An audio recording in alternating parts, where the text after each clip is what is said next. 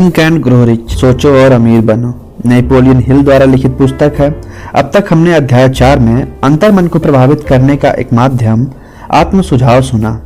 आइए अब सुनते हैं अध्याय 5, विशिष्ट ज्ञान, निजी अनुभव या अवलोकन, दौलतमंद बनने की ओर चौथा कदम है। ज्ञान दो प्रकार के होते हैं, पहला सामान्य ज्ञान और दूसरा विशिष्ट ज्ञान। सामान्य ज्ञान चाहे जितना भी अधिक हो, संपत्ति के संग्रह के मामले में यह बहुत अधिक उपयोगी नहीं होता है। इंसान के पास सामान्य ज्ञान के जितने भी रूप हो सकते हैं, सभी बड़े विश्वविद्यालयों में ये सभी रूप पाए जाते हैं। अधिकतर प्रोफेसरों के पास बहुत कम धन होता है। ज्ञान देना उनकी विशिष्टता होती है, लेकिन वे इस ज्ञान के संगठन और उसके उपयोग के विशेषज्ञ नहीं होते। ज्ञान धन को आकर्षित कर नहीं करता है। जब तक कि धन को अर्जित करने का लक्ष्य न बनाया जाए तथा इस लक्ष्य को प्राप्त करने के लिए कार्य की व्यवहारिक योजना न बनाकर इस ज्ञान को संगठन न किया जाए और बुद्धिमानी पूर्वक इसका प्रयोग न किया जाए, इस तथ्य की समझ का अभाव ही सबसे बड़ा कारण है, जिसकी वजह से अधिकांश लोग इस धारणा में विश्वास रखते हैं कि ज्ञान ही शक्ति है। ऐसा कोई नियम नहीं है, ज्ञान केवल संभावित शक्ति है। यह शक्ति तभी बनती है जब इसे कार्य की निश्चित योजना में संगठित किया जाए और किसी निश्चित लक्ष्य की प्राप्ति के लिए इसका उपयोग किया जाए। शिक्षा के सभी तंत्रों में मिसिंग लिंक यही है कि शैक्षणिक संस्था अपने विद्यार्थियों को यह सिखाने में असफल रहती है कि ज्ञान के हासिल हो जाने के बाद वे अपने ज्ञान को संगठित कैसे करें तथा उसका उपयोग कैसे करें। कई लोग यह मानने की गलती करते हैं क्योंकि हेनरी फोर्ड बहुत कम समय में के लिए स्कूल गए थे, इसलिए उनके पास शिक्षा की कमी थी।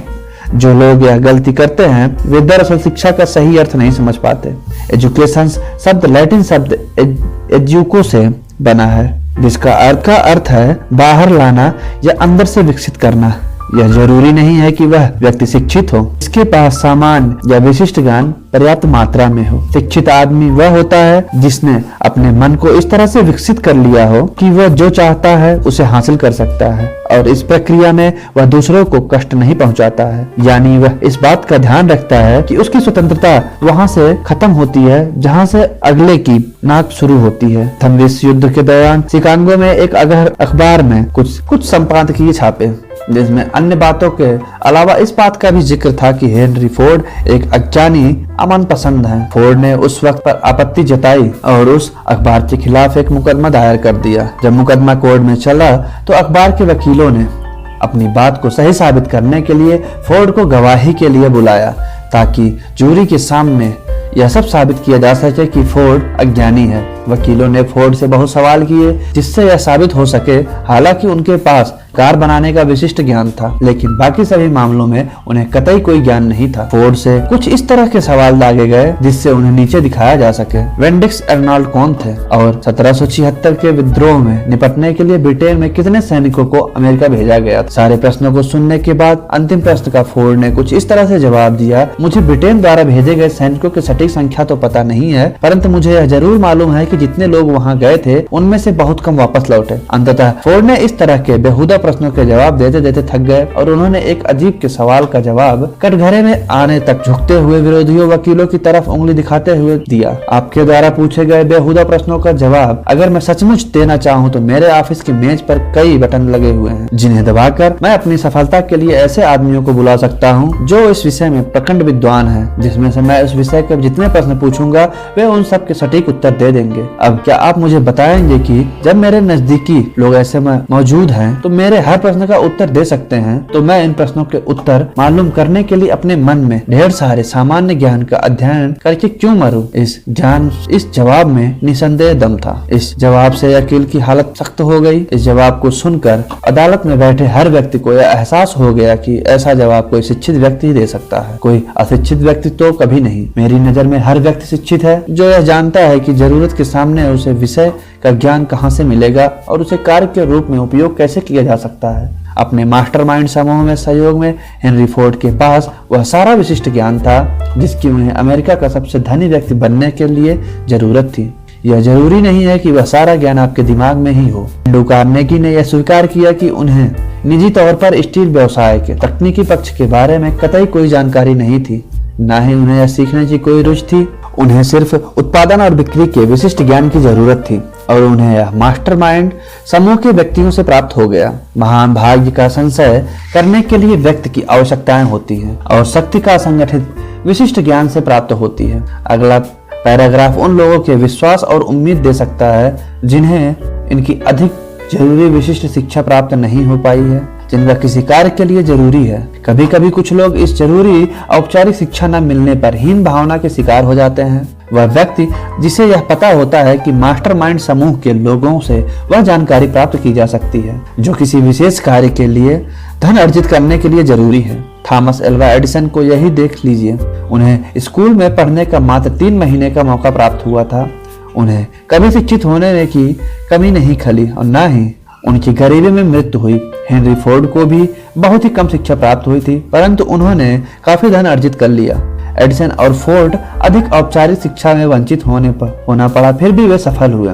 यह तथ्य आज के युवा लोगों को बीच में पढ़ाई छोड़ देने के लिए प्रोत्साहित नहीं करती है। आज के दौर में व्यापार की अच्छी शुरुआत करने के लिए एक नियत औपचारिक शिक्षा की खास जरूरत होती है। बेशक ये लोग अपवाद हैं। बेडी रेस्टोरेंट की श्रृंखला खोलने वाले देव थॉमस ने भी पढ़ाई बीच में छोड़ दी थी, पर असफलता हासिल करने के बाद उन्होंने युवाओं को अपनी पढ़ाई जारी रखने के लिए प्रेरित किया, यहाँ तक कि वे खुद इसका उदाहरण बनने और अपना हाई स्कूल का डिप्लोमा पढ़ाई छोड़ने से 45 वर्ष बाद हासिल किया। उन्होंने जनरल एजुकेशन डिपार्टमेंट GED की परीक्षा में बैठे और उसे उत्तीर्ण किया। यह परीक्षा लगभग हाई स्कूल के समकक्ष थी। उन्होंने यह डिप्लोमा उनके समुदाय के एक विशेष समारोह में दिया गया था। थॉमस ने उस दिन विश्वविद्यालय में 500 विद्यार्थियों को संबोधित किया। हाई स्कूल की शिक्षा बीच में छोड़ने की वजह से वह बहुत परेशान रहा। मुझे ऐसा लगता था कि अब बहुत देर हो चुकी है, परंतु अब मुझे ऐसा लग रहा है कि शिक्षा अर्जित करने के लिए कभी भी देरी नहीं होती है। उम्मीद है कि यह अन्य लोगों को भी प्रेरित करेगा।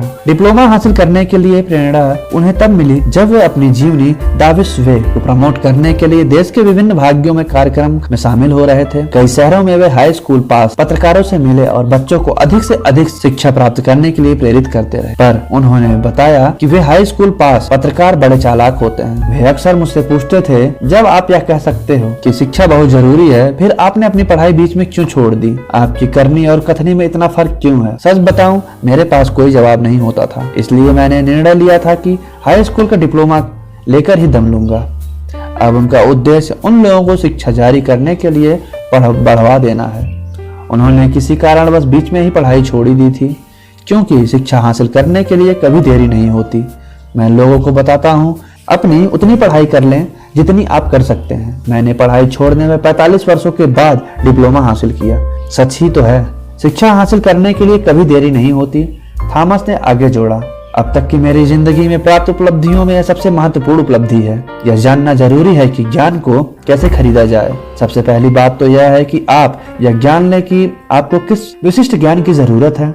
साथ ही आपको यह भी पता होना चाहिए आप उस ज्ञान से कौन सा लक्ष्य हासिल कर सकते हैं। बहुत हद तक जीवन में आपका प्रमुख लक्ष्य वह लक्ष्य है जिसके लिए आप काम कर रहे हैं। यह तय करेगा कि आपको किस ज्ञान की आवश्यकता है। इस प्रश्न का जवाब मिल जाने के बाद आपका अगला कदम होगा कि आप वही सही जानकारी हासिल कर लें और इस ज्ञान के विश्वसनीय स्रोतों को खोजें। इसमें से अधिक महत्वपूर्ण है अपना अनुभव और शिक्षा, दूसरों के सहयोग, मास्टरमाइंड सहयोग के द्वारा उपलब्ध अनुभव शिक्षा, कॉलेज और यूनिवर्सिटी, सार्वजनिक पुस्तकालय, विशेष प्रशिक्षण कोर्स। जब ज्ञान हासिल किए जाए तो उसके बाद अपने निश्चित लक्ष्य की योजना बनाकर इस प्रयोगों में लाया जाए। ज्ञान का कोई मूल्य की जरूरत है, फिर यह जाने कि वह विशिष्ट ज्ञान आपको किन विश्वसनीय स्रोतों से मिल सकता है। हर क्षेत्र में सफल लोग अपने मुख्य लक्ष्य, बिजनेस या प्रोफेशन से संबंधित विशिष्ट ज्ञान हासिल करने की करते रहते हैं। यह सिलसिला तभी खत्म नहीं होता है। जो लोग सफल नहीं हैं, वे आमतौर पर इस गलतफहमी के शिकार होकर स्कूल की पढ़ाई खत्म होने के बाद सीखने का दौर समाप्त हो जाता है। सच्चाई यह है कि स्कूल की पढ़ाई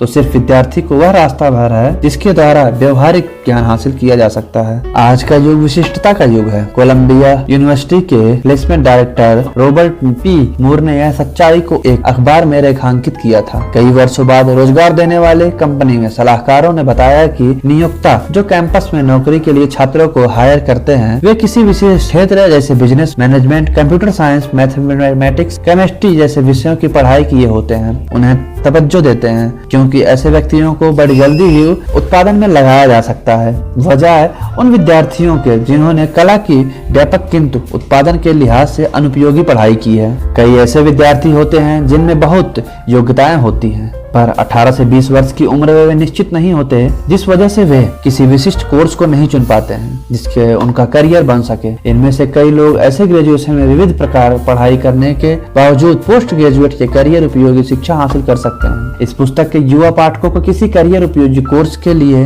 तब तक नहीं भागना चाहिए जब तक कि वे इसके अवसर और अनुशासन की संपूर्ण जानकारी नहीं हासिल कर लेते हैं। कई यूनिवर्सिटी और कॉलेज में उन सभी के बारे में गाइडेंस उपलब्ध कराते हैं जिससे विद्यार्थी अपने लिए सही निर्णय ले सकें, और अगर ऐसा कोई भी सुविधा उपलब्ध नहीं है तो विद्यार्थियों को इन क्षेत्र के बारे में अधिक से अधिक पढ़ना चाहिए और अधिक से अधिक उन लोगों से बात करनी चाहिए जो इस तरह के क्षेत्र में कार्यरत हैं। हर कैरियर को यूनिवर्सिटी डिग्री की जरूरत नहीं होती है। आज के दौर में कुछ अलग तरह के ट्रेनिंग कोर्स भी उपलब्ध हैं। कई यूनिवर्सिटी उन लोगों के ऐसे एजुकेशन प्रोग्राम शुरू किए हैं जिन्हें करियर उपयोगी ज्ञान की जरूरत है। कुछ सर्टिफिकेट्स प्रोग्राम भी उस लोगों के लिए चलाती है जिन्हें अपने कौशल को अतिरिक्त उपयोगी बनाते होते हैं। वे कोर्स अधिकतमतः शाम या फिर सप्ताह में दिए जाते हैं जिससे नौकरी पेशा करने वाले व्यक्ति भी शामिल हो सकें। होम स्टडी प्रोग्राम में डिस्टेंस लर्निंग प्रोग्राम के नाम से जाना जाता है जो पत्रकार या फिर इंटरनेट के माध्यम से उपलब्ध होते हैं। इस तरह की शिक्षा का सबसे बड़ा फायदा यह होता है कि आपके पास जब भी वक्त हो आप पढ़ सकते हैं। अगर आप इस तरह के कोर्स सावधानी से चुने गए हैं तो यह आपको सटीकरण और अधिक जानकारी के लिए मेल में बहुमूल्य उपयोगी शिक्षा उपलब्ध कराते हैं। इससे कोई फर्क नहीं पड़ता कि आप कहाँ रहते हो। अगर आपके पास स्वयं का अनुशासन है तो इस प्रोग्राम में वह विशिष्ट ज्ञान अर्जित कर उस बर्बाद हुए अवसर की भरपाई कर सकते हैं जो स्कूलिंग के समय मुफ्त में उपलब्ध थी। होम स्टडी प्रोग्राम खासकर उन लोगों के लिए है जो फिर स्कूल जाकर नहीं पढ़ सकते और नौकरी करते हुए अतिरिक्त विशिष्ट ज्ञान अर्जित कर सकते हैं। आजकल लगातार बदल रही अर्थव्यवस्था के कारण यह हजारों लोगों के लिए बहुत जरूरी हो गया है कि पैसा कमाने के अन्य साधन भी होने चाहिए। ऐसा कब समय आ जाए कि उन्हें नौकरी के साथ हाथ गंवाना पड़े और उन्हें कई नौकरी की तलाश करनी पड़े। कभी कभी कोई सामान नहीं बिक रहा होता है तो अच्छा व्यापारी उसे सामान को दूसरे प्रोडक्ट के साथ बेच देते हैं जिसकी अधिक डिमांड होती है। अगर किसी सर्विस अपेक्षित परिणाम नहीं दे पा रहा है तो अपने प्लान में बदलाव करने की जरूरत होती है जहां से उन्हें बेहतर परिणाम हासिल हो सके। जिन लोगों के लिए स्कूलिंग के बाद सीखना छोड़ दिया वे लोग संपूर्ण जीवन मध्यम वर्गीय जीवन यापन करते हैं। सफलता का द्वार लगातार सीखने के रास्ते से खुलता है। आइए एक विशिष्ट उदाहरण देते हैं। ग्रोसरी स्टोर में एक सेल्समैन ने अचानक अपने आप को बेरोजगार पाया क्योंकि उसके पास बुक कीपिंग का कुछ अनुभव था, इसलिए उसने अकाउंटिंग का कोर्स किया। उसने अपने सबको बुक कीपिंग और ऑफिसर उपकरणों के नवीनीकरण रूपों में अपरिचित करवाया और उसे खुद का बिजनेस शुरू करने की दिशा में कदम रखा। उसने अपने काम की शुरुआत उसी ग्रोसर से की जिसके लिए वह पहले काम किया करता था। उसके बाद उसने 100 से अधिक व्यापारियों से कॉन्ट्रैक्ट लिया कि वह उनका हिसाब किताब रखेगा और बदले में नाम मात्र का मासिक शुल्क लेगा। उनका विचार इतना व्यवहारिक था कि जल्द ही उसे एक छोटे डिलीवरी ट्रक में एक पोर्टेबल ऑफिस बनाया पड़ा जिसने अधिक बुक कीपिंग वाहनों का एक दास्ता और उसके पास सहयोगियों का एक बड़ा स्टाफ जिसके द्वारा वह छोटे व्यापारियों को बहुत कम कीमत में बहुत ज्यादा उम्दा अकाउंटिंग सेवा देता है। विशिष्ट ज्ञान और कल्पना के तत्व थे जिसके कारण वह अद्भुत एवं सफल बिजनेस बन पाया।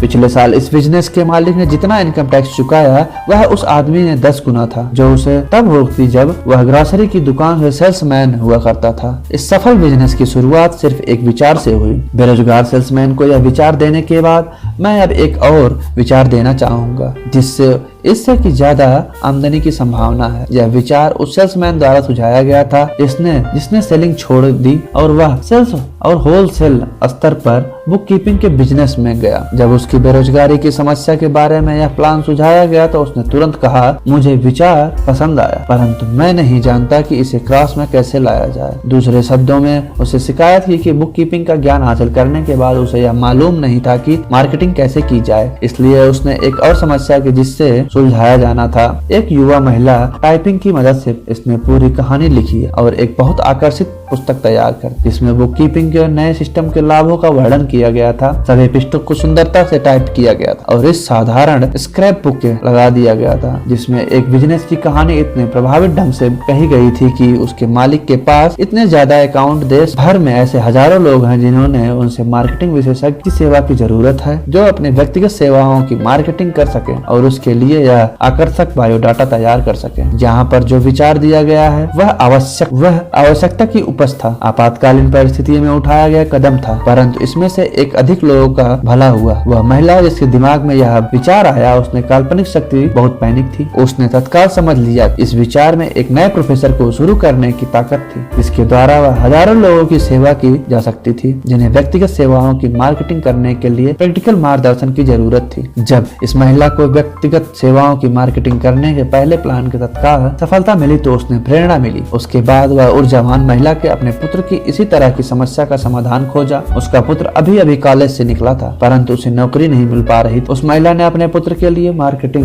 प्लान बनाया। वह व्यक्तिगत सेवाओं को बेचने का मेरे द्वारा लिखा गया सर्वश्रेष्ठ उदाहरण है। किस तरह का पद चाहिए? इसके अलावा उसमें यह भी स्पष्ट रूप से बताया गया था कि वह उस पद पर किस तरह काम करेगा। प्लान पुस्तिका की पूरी तैयारी कई सप्ताह की मेहनत लगी, जिस दौरान उस महिला ने अपने पुत्र को हर दिन सार्वजनिक लाइब्रेरी में भेजा, जहां से वह अपनी नौकरी से जुड़े हुए सर्वश्रेष्ठ किताबों से डाटा लेकर आता। उसने अपने पुत्र को इसके संभावित नियोक्ता की सभी प्रतियोगिताओं के पास भी भेजा और यह महत्वपूर्ण जानकारी हासिल करवाई कि उसके लिए बिजनेस की कौन सी विधियां महत्वपूर्ण है। प्लान बनाने में यह जानकारी बहुत महत्वपूर्ण साबित हुई, क्योंकि इसके द्वारा यह जाना गया कि वह अपने अपेक्षित पद पर किस तरह काम करेगा। जब प्लान बनाकर तैयार हुआ तो उसमें आधा दर्जन से अधिक श्रेष्ठ सुझाव थे, जिसके द्वारा संभावित नियोक्ता को लाभ हो सकता था और उसका बिजनेस को बेहतर बना सकता था। आपकी इच्छा हो सकती है कि आप पूछे नौकरी के हिसाब से करने के लिए कितनी मशक्कत करने की क्या जरूरत है। इसका जवाब है, किसी काम को अच्छी तरह से करने में थोड़ी मशक्कत तो होती है, जो तो कोई बुरी बात नहीं है। उस महिला ने अपने पुत्र को हितों को ध्यान में रखते हुए जो प्लान बनाया, उससे उसे अब पहले ही इंटरव्यू में नौकरी मिल गई, जिसके लिए उसने आवेदन किया था और उसे वेतन दिया गया जो उससे भाग का था, जो उसने मांगा था। यही नहीं, इससे भी ज्यादा महत्वपूर्ण बात यह है कि उसे नीचे के स्टार से शुरुआत करनी पड़ी। उसने जूनियर एग्जीक्यूटिव के पद पे एग्जीक्यूटिव की तनख्वाह पर अपना करियर शुरू किया। इतनी मशक्कत क्यों करना? इसलिए क्योंकि अगर इस युवक के नीचे से शुरुआत की होती और उसमें निरंतर तरक्की होती रहती तो उसके ऊपर उठने में कम से कम 10 साल का समय लग जाता, जबकि सुनियोजित पुस्तिका की वजह से उसे एक इकट्ठे में, एक झटके में वह नौकरी मिल गई। नीचे से नौकरी शुरू करना और ऊपर के पदों पर निरंतर तरक्की करने का विचार हालांकि दमदार नजर आता है, परंतु इसमें सबसे बड़ी आपत्ति यह है, ज्यादातर लोग नीचे से शुरुआत करते हैं और वे अपने सर को इतना ऊपर नहीं उठा पाते कि ताकि अवसर उन्हें देख पाए, इसलिए वे हमेशा नीचे ही बने रहते हैं। हमें यह भी याद रखना चाहिए कि नीचे से जो दृश्य दिखता है वह उतना आकर्षक नहीं होता। इसमें महत्वाकांक्षा का गला घुटने की प्रवृत्ति होती है। इसे रूटीन में फंसना भी कहा सकते हैं, जिसका अर्थ यह है कि हमें अपनी आदत पड़ जाती है, इसलिए हम अपनी तकदीर को स्वीकार कर लेते हैं और डेली रूटीन की आदत डाल लेते हैं। यह आदत अंततः इतनी प्रबल हो जाती है कि हमें इससे बाहर निकलने की कोशिश करना ही छोड़ देते हैं। यह एक और कारण है जिसकी वजह से हमें सबसे नीचे की पायदान से 1 या 2 पायदान ऊपर की से शुरुआत करनी चाहिए। ऐसा करने से आदमी यदि आदत डाल लेता है ताकि वह अपने चारों तरफ देख सके कि लोग किस तरह आगे बढ़ रहे हैं, फिर वह अवसरों को पहचान सके और उन्हें गला लगाकर बिना झिझक आगे बढ़ सके। डैन हेल्पिन का उदाहरण एक बहुत अच्छा उदाहरण है। अपने कॉलेज के दिनों में वह प्रसिद्ध 1930 नेशनल चैंपियन स्टोन डेम फुटबॉल की टीम में मैनेजर थे, जब वह स्वर्गीय न्यू रोक्टे के निर्देश पे बनी थी। हेल्पिन ने बड़े ही निराशाजनक समय में अपना कॉलेज पूरा किया, क्योंकि उस वक्त मंदी के कारण नौकरी कम हो गई थी। इसलिए इन्वेस्टमेंट बैंकिंग और मोशन पिक्चर्स के हाथ भाव मारने के बाद उन्होंने अपने भविष्य की संभावना का पहला कदम पहचाना। किम्सन बेसिस पर बिजली के हेयरिंग होल्डर एड्स बनाना। लगभग 2 सालों तक उसने यह काम लगातार किया। हालांकि वह इस काम को कतई पसंद नहीं करता था और वह कभी ऊपर नहीं उठना पाया। अगर उसे अपने असंतोष को दूर न किया होता, उसने सबसे पहले तो यह लक्ष्य बनाया कि वह अपनी कंपनी का असिस्टेंट सेल्स मैनेजर बनेगा, और उसे यह नौकरी मिल गई। ऊपर की तरफ उठ गए कदम को उसने भीड़ में इतना ऊपर उठा दिया, इससे वह अधिक बड़े अवसरों को देख पाया। इसके अलावा उसने अपने आप को इतना ऊपर उठा लिया था जहां अवसर उसे देख सके। उसने अपने हियरिंग हेड बनने के मामले में इतना शानदार रिकॉर्ड बनाया था कि प्रतिद्वंदी कंपनी डेक्टोफायर्ड प्रोडक्शन कंपनी के चेयरमैन RF एजुकेट ने जहां जानना चाहिए आखिरकार डैन हेपल नाम का यह आदमी है कौन, जो लंबे समय से काम कर रही डिटोग्राफ कंपनी के सेल्स इतनी अच्छी करवा रहा है। उसने हेल्पिन को मिलने के लिए बुलाया। जब इंटरव्यू खत्म हुआ तो हेल्पिन ने नया सेल्स मैनेजर बना गया, जिससे अकाउंटिंग डिवीजन का चार्ज दे दिया गया था। फिर यह देखने के लिए युवा हेल्पिन किस मिट्टी का बना है, मिस्टर एंड्रयूज 3 महीने के लिए फ्लोरिडा चले गए और हेल्पिन को सूखे हालात पर छोड़ दिया। चाहे वह डूबे या मरे, वह डूबा नहीं। न्यूट रोकने की भावना। सारी दुनिया उगते हुए सूरज को प्रणाम करती है, डूबते हुए सूरज को कोई देखना भी नहीं चाहता। ने इसे प्रेरित किया। उसने अपने काम को इतने बढ़िया ढंग से किया कि वह अपनी कंपनी का वाइस प्रेसिडेंट चुन लिया गया। यह एक ऐसा पद था जिसे अधिकांश लोग 10 साल की निष्ठा भरी मेहनत के बाद हासिल करके गर्व का अनुभव करते हैं। हेल्पिन को यह पद 6 महीने में ही कम समय में मिल गया था। इसी पूरी फिलॉसफी में मैं इस बिंदु पर जोर देने की कोशिश करता हूँ कि अगर हम चाहें तो हम उस परिस्थितियों को नियंत्रित करने में सक्षम हैं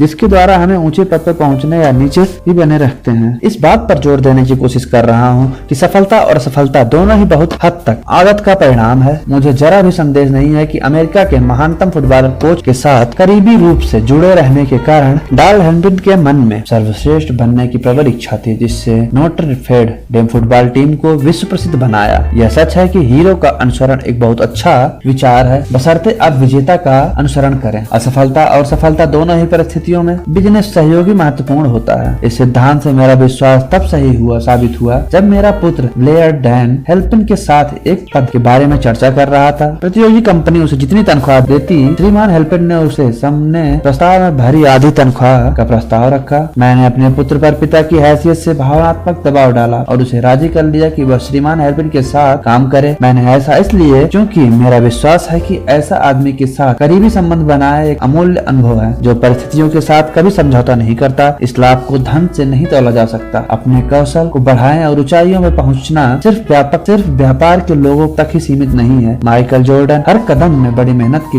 वजह से ही वे अपने युग के सबसे महान एथलीट के रूप में एक बने। उसके पास जीतने के लिए दृढ़ शक्ति थी और खुद को शेप में करने के लिए अपना बेस्ट खेलने के लिए असीम इच्छा शक्ति थी। वह दिन प्रतिदिन अपने जॉर्डन ने बचपन में ही यह तथ्य सीख लिया था। हाई स्कूल में उन्हें टीम से निकाल दिया गया, पर उनकी टीम में वापस लौटने की प्रतिस्पर्धा ने उन्हें अधिक अभ्यास करने के लिए प्रेरित किया, जो वे आज के अनुसरण करते हैं। वे हर कदम को चुनौतियों की तरह लेते हैं और हर नए वर्ष को उम्मीद की तरह स्वागत कर। खेल से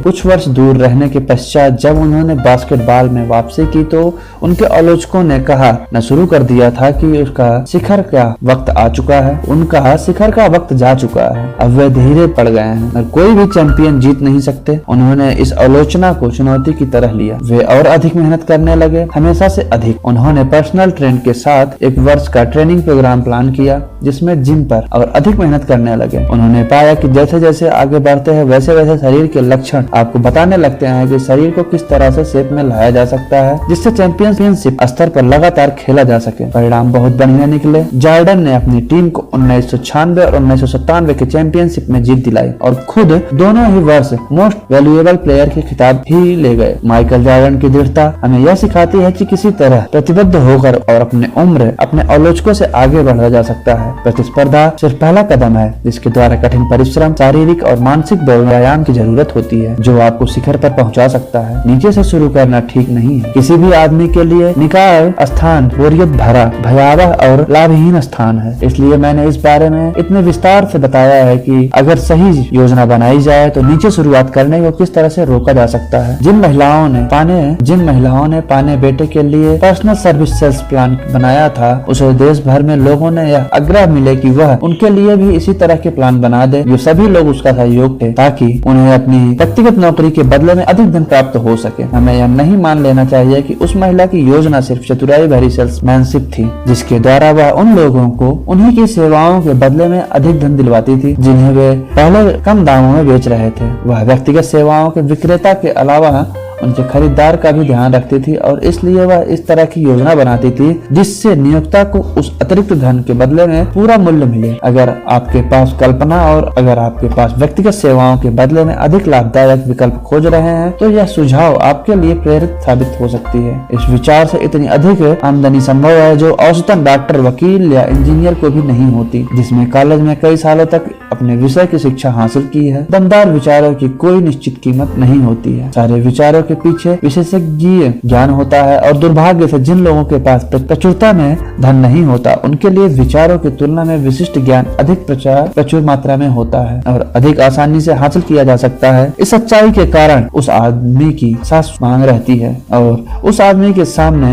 अयाथ अवसर होते हैं जो व्यक्तिगत सेवाओं को बेचने के लोगों की मदद करने में सक्षम है। सक्षमता का अर्थ कल्पना, वह गण जो विशिष्ट ज्ञान के विचारों को जोड़ता है एक ऐसी व्यवस्था योजना के रूप में जिसका लक्ष्य होता है कि अधिक धन प्रदान करना। अगर इसमें कल्पना है तो यह अध्ययन आप एक विचार प्रदान कर सकता है जिससे आपको वह दौलत मिलनी शुरू हो जाती है जिसकी आप इच्छा करते हैं। याद रखें, विचार बहुत ही महत्वपूर्ण है। विशिष्ट ज्ञान आपको कहीं पर भी मिल सकता है, यानी किसी भी चौराहे या गली में। इसी तरह से अध्याय 5 विशिष्ट ज्ञान, निजी अनुभव या अवलोकन। वीडियो को पूरा सुनने के लिए धन्यवाद। वीडियो अच्छी लगी हो तो चैनल को सब्सक्राइब जरूर करें, वीडियो लाइक करना ना भूलें। मिलते हैं एक नए अध्याय के साथ अगली वीडियो में। धन्यवाद।